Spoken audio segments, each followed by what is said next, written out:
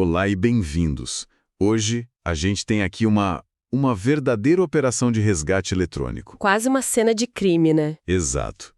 A nossa fonte é um vídeo do canal Dandelion Electronics, e ele documenta a tentativa de salvar um notebook gamer de última geração, um MSI GS65 Stealth. Uma máquina incrível, por sinal. E que já tinha sido, dado como perdido por outra assistência. É um equipamento caríssimo que estava praticamente condenado. Certo. Nossa missão aqui é seguir as pistas junto com o técnico para entender não só o como, mas principalmente o porquê de cada passo.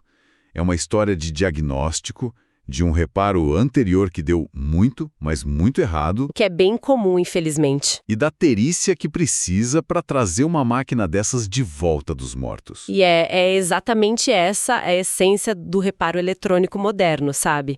É muito menos sobre só trocar peças e muito mais sobre ser um detetive. Um detetive, boa. O sintoma inicial que a gente vê no vídeo, aquele famoso ligue e desligue em segundos, é tipo a chamada para a polícia. É o primeiro sinal de que um crime aconteceu ali dentro da máquina. E a pergunta é... A questão é, foi um pequeno furto ou um assassinato em série? As primeiras pistas são tudo. Perfeito. E o estado inicial já nos dá algumas dessas pistas. É uma máquina potente, um MSI com um processador i7, placa de vídeo RTX. O dono com certeza pagou caro nela. Sem dúvida. O sintoma é bem claro. Aperta o botão, o LED de energia acende e... 3 segundos depois, tudo apaga. Sem imagem, sem som, nada. Clássico. Mas, logo de cara, o técnico nota algo que, para um leigo, passaria batido.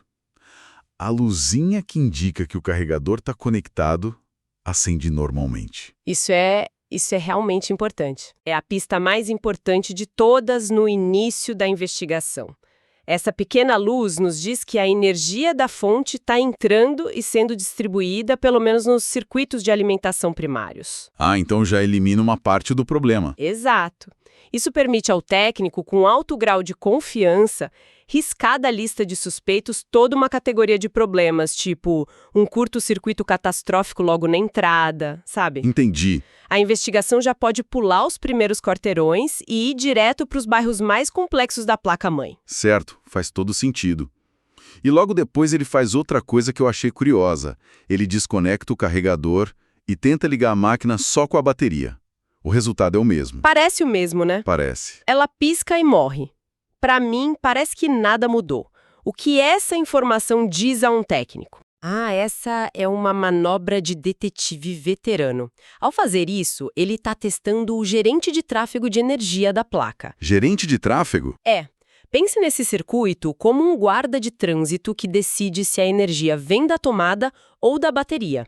Como a máquina tentou ligar com a bateria, significa que o guarda está fazendo o trabalho dele. Certo. Ele viu que a tomada foi desligada e deu sinal verde para a energia da bateria fluir. Isso nos diz que o problema não está no fornecimento de energia. Mas sim no que acontece depois. Exatamente. No que acontece logo depois que a energia é liberada para os componentes principais. Espera um pouco. Se ele tenta ligar com a bateria e desliga, por que isso descarta o circuito de energia? Não poderia ser um problema, sei lá, intermitente nesse próprio circuito? É uma ótima pergunta. Poderia, em teoria, mas é improvável pelo padrão do defeito. O desligamento é muito rápido e consistente, sabe? Isso geralmente aponta para uma falha de handshake, de aperto de mão. A placa-mãe manda energia e diz: "Ei, processador, você tá aí?" Se o processador não responder, "Tô aqui e pronto para trabalhar", numa fração de segundo, a placa desliga tudo por segurança. É um protocolo. Entendi. É uma proteção. Isso. E o fato de acontecer com as duas fontes de energia, bateria e carregador, fortalece a teoria de que o problema está na comunicação com um dos grandes chefes, a CPU, a GPU ou o chipset. O que é fascinante porque são justamente os 3 componentes mais caros e complexos da placa.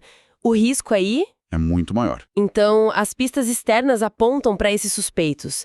A única forma de confirmar é abrindo a cena do crime, certo? Exatamente. E o que eles encontraram lá dentro mudou completamente o rumo da investigação. E como mudou?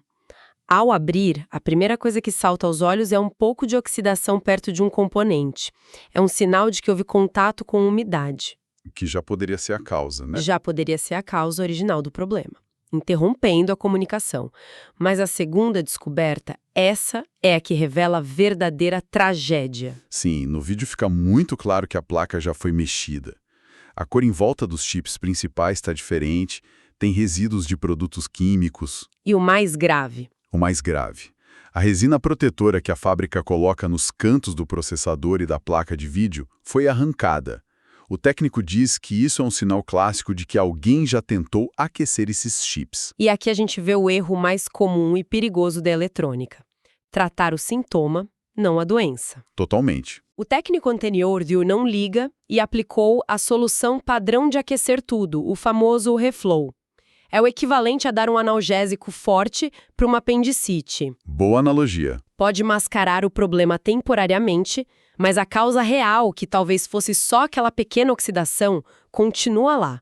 E o pior é que o tratamento pode causar danos fatais para o paciente, como parece que aconteceu aqui. O que nos leva ao ponto central do vídeo. A suspeita é que esse aquecimento anterior danificou as conexões do processador, causando o que o técnico chama de solda fria. Antes da gente continuar, o que é exatamente uma solda fria? Parece contraditório. É um ótimo nome, na verdade. Pense na solda que conecta o processador à placa como centenas de pequenas pontes de metal. Ok. Uma solda fria é basicamente uma dessas pontes com uma rachadura microscópica, uma conexão elétrica ruim. Ela está fisicamente lá, mas não conduz a eletricidade de forma confiável. É invisível ao olho nu. Totalmente invisível. Mas para os dados que tentam atravessar, é como uma ponte que desmoronou. E o aquecimento descontrolado de um reflow é uma causa clássica para criar essas micro-rachaduras. Entendi. Então, o técnico se depara com uma escolha. O que foi feito antes, esse reflow, e o que ele precisa fazer agora, um tal de reballing. Qual a diferença na prática? Olha, a diferença é como a de um curativo para uma cirurgia de reconstrução cardíaca. O reflow é basicamente o que o nome diz, refluir. Você aquece o chip e a área ao redor na esperança de que as esferas de solda que ficam embaixo dele derretam um pouquinho e magicamente se consertem. E magicamente restabeleçam o contato. Parece arriscado. É como tentar consertar um pneu furado só soprando ar quente nele e torcendo para a borracha se juntar de novo. Exatamente. E o pior é que o prego, a sujeira, a oxidação que causou o furo, continua tudo lá. É um procedimento impreciso, muitas vezes temporário, e que pode causar mais estresse térmico e danos do que benefícios.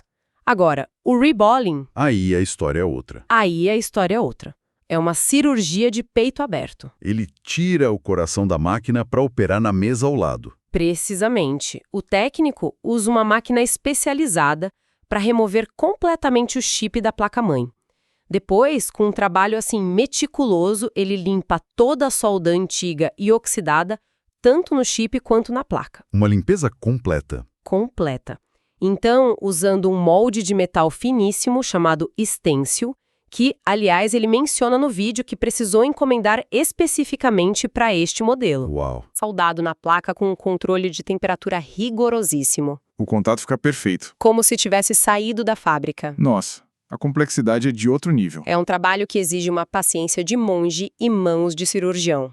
Eu confesso que, nas minhas primeiras tentativas anos atrás, espalhei tantas bolinhas de solda minúsculas pela bancada que parecia que alguém tinha jogado glitter de chumbo por toda parte. Imagino. É uma habilidade que leva muito, muito tempo para dominar. E essa habilidade é colocada à prova. Depois de fazer o reballing na CPU, vem o momento mais tenso do vídeo. A placa é montada provisoriamente fora do chassi. A hora da verdade. O técnico conecta os cabos, respira fundo e aperta o botão de ligar. E a reação é imediata e diferente. A máquina permanece ligada. Já é um bom sinal. Um LED laranja que antes não acendia, agora está aceso. Há uma espera de uns 5, 6 segundos que parece uma eternidade. E, de repente, o logo da MSI aparece na tela. Ai, que alívio. Foi um sucesso. Aquele momento é a confirmação de toda a tese da investigação. A placa permanecer ligada e o LED extra acender já eram sinais de que o aperto de mão com a CPU foi bem sucedido. A comunicação voltou. O processador estava finalmente conversando com o resto do sistema. A imagem na tela foi a prova definitiva. O diagnóstico de que o reflow anterior tinha danificado as soldas da CPU estava correto. E o rebowling foi o procedimento cirúrgico preciso que salvou o paciente. Pelo menos a primeira parte dele. Exatamente. Porque a história não acaba aí. O notebook ligou, mas o trabalho não terminou. Mais adiante no vídeo, o técnico informa que, depois de mais testes, foi necessário fazer exatamente o mesmo procedimento de rebowling, a mesma cirurgia. Na GPU. Na placa de vídeo, a GPU. E isso nos permite finalmente montar o quebra-cabeça completo e entender a cronologia do desastre.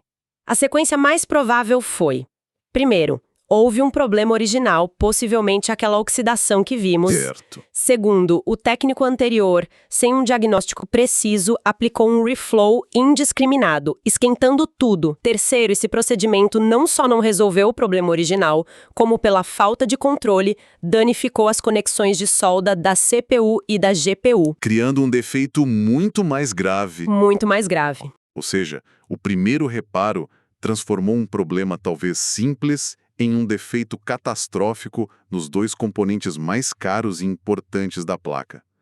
É inacreditável. É a triste realidade de um diagnóstico apressado. O reparo correto, portanto, exigiu 2 cirurgias de alta complexidade. E mesmo depois disso tudo, o trabalho ainda não está completo.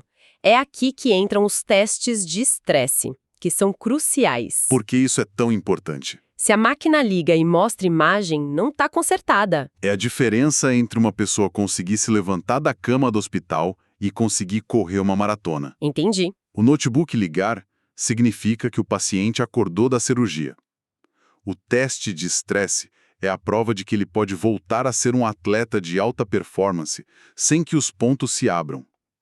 Para um notebook gamer, isso é tudo. Tem que aguentar o tranco. Exato. Ligar é uma coisa, rodar um jogo pesado por horas, com o processador e a placa de vídeo no limite do calor e do consumo de energia, é outra completamente diferente. O teste força o hardware ao máximo para garantir que as novas soldas são robustas. E os resultados desse teste de maratona são a prova final da qualidade do serviço. O vídeo informa que o notebook rodou um teste de estresse contínuo por 18 horas. 18 é muito tempo. 18 horas. Isso é mais do que a maioria das pessoas joga numa semana inteira. Os dados de performance também são sólidos. Ele cravou 56 e 57 frames por segundo no teste Formark em Full HD. O que é um ótimo resultado. E tem uma nota técnica que eu achei interessante. Diz que a placa de vídeo ficou limitada em power. Isso é bom ou ruim? Isso é um detalhe de quem entende profundamente do que está fazendo.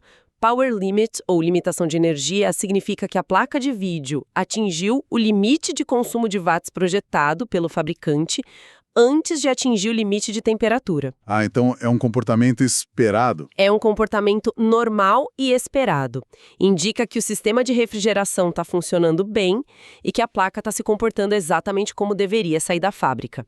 Mencionar isso mostra um nível de monitoramento que vai muito além do ligou funcionou. E as 18 horas de teste? As 18 horas dão a confiança de que o reparo não foi um curativo, foi uma cura. Recapitulando essa jornada, então, o que começou com um sintoma aparentemente simples de liga e desliga se revelou uma investigação profunda sobre a história de um reparo anterior mal feito. Uma verdadeira autópsia, quase. Foi preciso uma perícia técnica quase cirúrgica para desfazer o dano e reconstruir as conexões vitais da máquina. Realmente destaca a importância de um diagnóstico preciso. Sem dúvida. A grande lição aqui é que, na eletrônica moderna, o diagnóstico correto é tão, ou talvez mais, importante do que a habilidade manual de soldar. Mais do que a própria execução do reparo. Exato. Um erro na primeira etapa, a de investigar, pode transformar um problema que seria resolvido com uma limpeza de 30 minutos em um dano que leva ao descarte de um equipamento de milhares de reais. A pressa em aplicar uma solução genérica é o que realmente condena essas máquinas. O que nos deixa com uma reflexão final. Este caso mostra um equipamento de ponta caro sendo salvo da sucata eletrônica. É um final feliz. É um final feliz, mas levanta uma questão importante. Quantos outros aparelhos de alta tecnologia são descartados todos os dias considerados sem conserto, quando na verdade o problema poderia ser diagnosticado e resolvido por um especialista com as ferramentas e o conhecimento correto. É uma pergunta assustadora de se pensar, né? E como essa falta de diagnóstico preciso, essa cultura do troca a placa, em vez do reparo minucioso, contribui para o crescente e gigantesco problema do lixo eletrônico no mundo.